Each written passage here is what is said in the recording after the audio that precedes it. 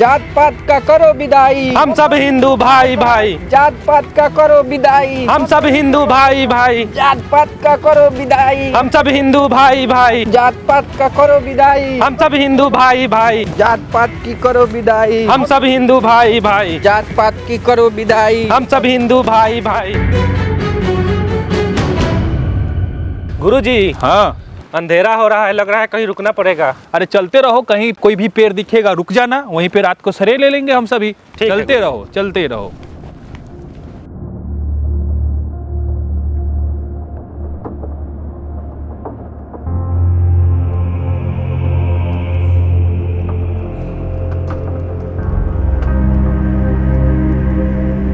सुधरा, दूर बैठो।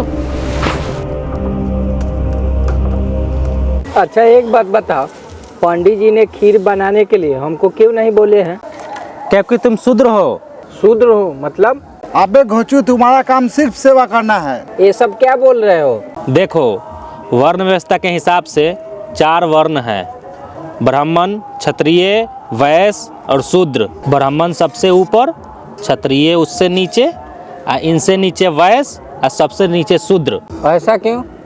भारत में संविधान लागू है, संविधान के हिसाब से सब एक समान है। हट, संविधान की ऐसी की तैसी, हम लोग संविधान को नहीं मानते हैं। हम लोग मनोविधान और वर्ण व्यवस्था के हिसाब से चलते हैं। वर्ण व्यवस्था के हिसाब से ब्राह्मण ब्रह्मा के मुख से पैदा लिया है, क्षत्रिय भुजा से पैदा लिया हुआ है, और वैश्य जांग से पैदा लिया हुआ है, और शूद्र पैर से पैदा लिया हुआ है। इसलिए गुरुजी सर्वश्रेष्ठ है। गुरुजी का काम शिक्षा ग्रहण करना, शास्त्र का अध्ययन करना, पूजा पाठ करना और दान दक्षिणा लेना है। देखो, हम क्षत्रिय है और मेरा काम है गुरुजी का रक्षा करना। हम वैश्य है और मेरा काम है व्यापार करना, और तुम शूद्र हो, तुम्हारा काम है तीनों वर्णों का सेवा करना। वर्ण व्यवस्था बनाने वाले और वर्ण व्यवस्था के आधार पर काम बांटने वाले ऐसा क्यों किए? मनु महाराज जिंदा होते तो उनसे पूछते। अरे देखो, चावल पका कि नहीं। अच्छा एक बात बताओ, हम पे शोषण अत्याचार इसलिए होता है कि हम शूद्र हैं? भाग साला, तुमको ज्ञान देने के लिए हम बैठे हैं। देखो, वर्ण व्यवस्था के हिसाब से शूद्र को सलाह देना भी वर्जित है। संविधान लागू होने से पहले मनु स्मृति राज में शूद्रों को धन संपत्ति रखने का अधिकार नहीं था। तुम लोगों को धार्मिक स्थल जैसे मंदिरों में जाने का अधिकार नहीं था। और क्या क्या लिखा है उसमें? किसी भी धर्म शास्त्र का उच्चारण करने पर तुम लोगों का जीभ काट लिया जाता था। धर्म शास्त्र का बात सुनने पर कान में शीशा पिघलाकर डाल दिया जाता था। अगर शूद्र उच्च आसन पे बैठता था तो उसका चूतर कटवा दिया जाता था और राज्य से बाहर कर दिया जाता था। गुरुजी बोले थे कुंभ नहाने से सब पाप धुल जाएगा, क्या मेरा पाप धुल जाएगा?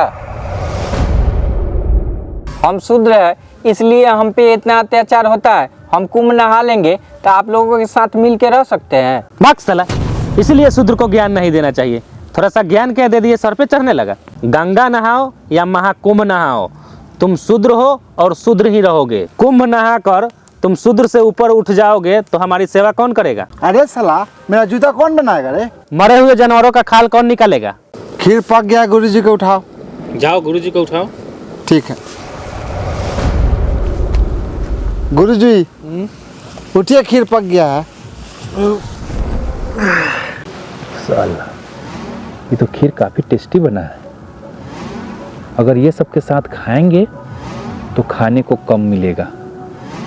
पूरा दिन तो भूखे रहना पड़ा था। क्यों ना कोई ऐसा चाल चले या ऐसा बहाना बनाए कि ये सारा खीर हम अकेले खा लें। आखिर करे तो क्या करें? ऐ सुनो, इस खीर को अभी हम लोग नहीं खा सकते हैं। कारण यह है कि अभी शनि ग्रह चढ़ चुका है। अब इस खीर को हम कल सुबह ही खा पाएंगे। और साथ ही इस ग्रह से अगर बचना है तो एक ही रास्ता है, जो इस रात में सोते वक्त जो बेहतर सपना देखेगा और जिसके सपने में काफ़ी अच्छे सपने आएंगे, वही इस खीर को खा पाएगा। तो अभी एक काम करो, इस खीर को वहीं ढक दो और सब के सब सो जाओ, कल सुबह देखते हैं। अगर ऐसी बात है तो कल ही खाना सही होगा। चलो सोते हैं।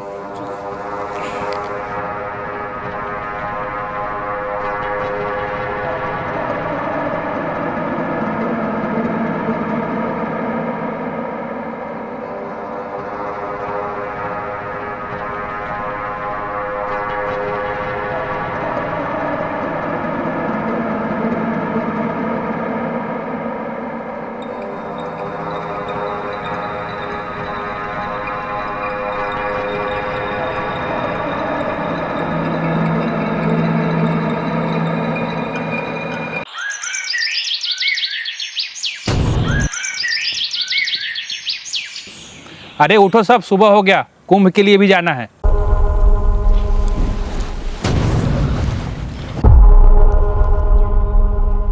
अरे चलो सभी अपने अपने सपने बताओ, किसके सपने में क्या आया। गुरुजी सबसे पहले कौन बोलेगा? सबसे पहले क्षत्रिय बताएगा।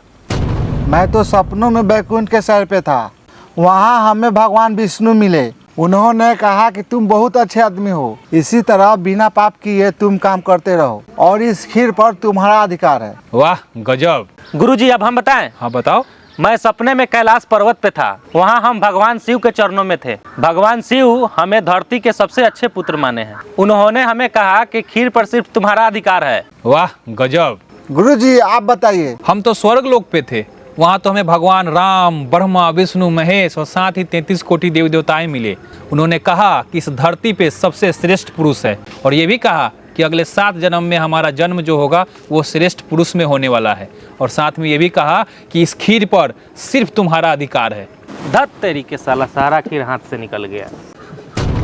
अरे ओ शूद्र, तुम्हारे सपने में क्या आया? देवता, मेरे सपने में बाबा साहब आए थे, एक हाथ में संविधान और दूसरे हाथ में डंडा लिए थे, और बोले कब तक तुम सोया रहेगा, तुम्हारा हक अधिकार कोई और खा रहा है, कम से कम खीर तो तुम खा लो। मैंने मना किया, उन्होंने डंडा दिखाकर बोला चुपचाप खीर खा।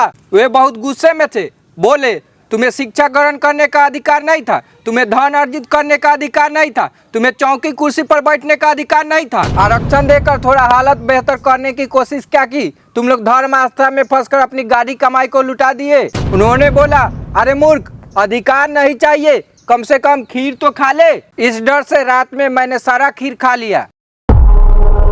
अरे मूर्ख, जब वो आए थे तो हम लोग को उठाया क्यों नहीं? कैसे उठाते? क्षत्रिय था बैकुंठ के सर पे, वैश्य था कैलाश पर्वत पे, आप थे स्वर्ग लोक में, कैसे उठाते? डंडा तो समझ में आता है कि क्यों लाए थे, लेकिन ये संविधान क्यों लेकर आए थे?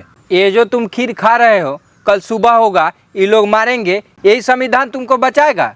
ये संविधान बचाएगा रे, ये संविधान बचाएगा। साले तुम लोगों की इन्हीं हरकतों की वजह से तुम लोग नीच और अछूत हो। ये थोड़ा सा अक्ल और बुद्धि क्या दे दोगे तो साले सिर पे बैठने लगते हो। अगर ये संविधान नहीं होता ना तो तुम लोग को इतना मारता कि 7 जन्मों में तुम लोग का इंसान का जन्म नहीं होता। मरे हुए जानवरों का खाल निकालना जानते हैं, उस खाल से जूता बनाना जानते हैं, हम जूता मारना भी जानते हैं। ये अधिकार हम लोगों को संविधान में बाबा साहब ने दिया है। कोई साला कुंभ नहाने नहीं जाएगा। चलो पैकिंग करो। ए साला हरामी, तुम अपना रास्ता देख ले, हम कहीं और मांग के खा लेंगे। पैकिंग करो। पूरा काम खराब कर दिया साले।